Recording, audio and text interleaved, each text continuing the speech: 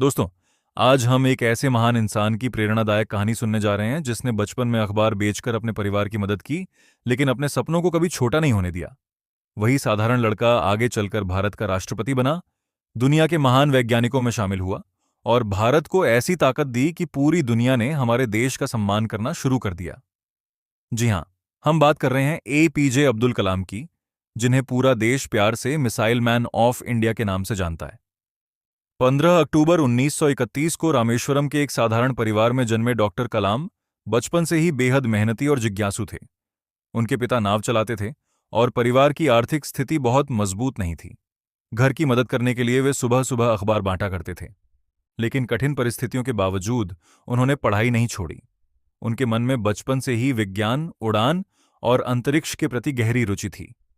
वे आसमान में उड़ते पक्षियों और विमानों को देखकर सोचते थे कि एक दिन वे भी ऐसी मशीनें बनाएंगे जो भारत को नई ऊंचाइयों तक पहुंचाएंगी।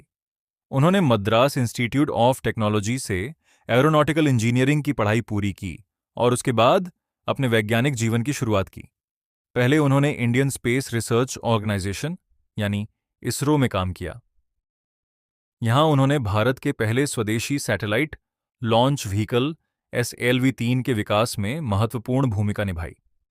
इसी रॉकेट की मदद से भारत ने 1980 में रोहिणी सैटेलाइट को सफलतापूर्वक अंतरिक्ष में स्थापित किया। यह भारत के लिए गर्व का क्षण था, क्योंकि इससे साबित हुआ कि भारत स्वयं अंतरिक्ष तकनीक विकसित करने में सक्षम है। लेकिन डॉक्टर कलाम का सपना इससे भी बड़ा था।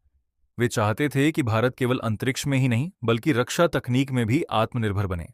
इसी उद्देश्य से उन्हें defence research and development organisation यानी DRDO में बुलाया गया। साल 1983 में भारत सरकार ने IGMDP यानी integrated guided missile development programme की शुरुआत की। इस ऐतिहासिक कार्यक्रम की जिम्मेदारी डॉक्टर कलाम को सौंपी गई। उनका लक्ष्य स्पष्ट था, भारत को मिसाइल तकनीक में आत्मनिर्भर बनाना, ताकि हमें किसी विदेशी देश पर निर्भर न रहना पड़े।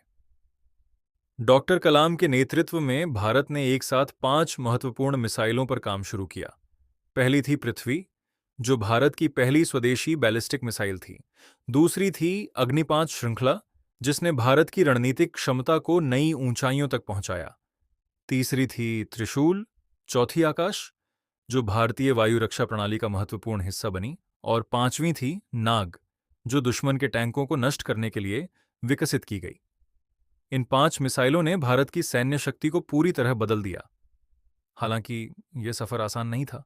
संसाधनों की कमी थी। विदेशी देशों ने तकनीकी सहायता देने से इनकार कर दिया था और कई परीक्षण असफल भी हुए। जब अग्नि मिसाइल के शुरुआती परीक्षण अपेक्षित परिणाम नहीं दे पाए, तो दुनिया ने भारत पर संदेह किया। लेकिन डॉक्टर कलाम ने हार नहीं मानी। उन्होंने अपनी टीम का मनोबल बढ़ाया और कहा कि असफलता केवल सीखने का अवसर है। अंततः 22 मई 1989 को अग्नि मिसाइल ने सफल उड़ान भरी। ये केवल एक मिसाइल का परीक्षण नहीं था, बल्कि भारत के आत्मविश्वास और वैज्ञानिक क्षमता की ऐतिहासिक जीत थी। नायक थे। सलाम है भारत के इस महान सपूत को। Doctor AP.J. अब्दुल कलाम अमर रहे। जय हिंद, जय भारत।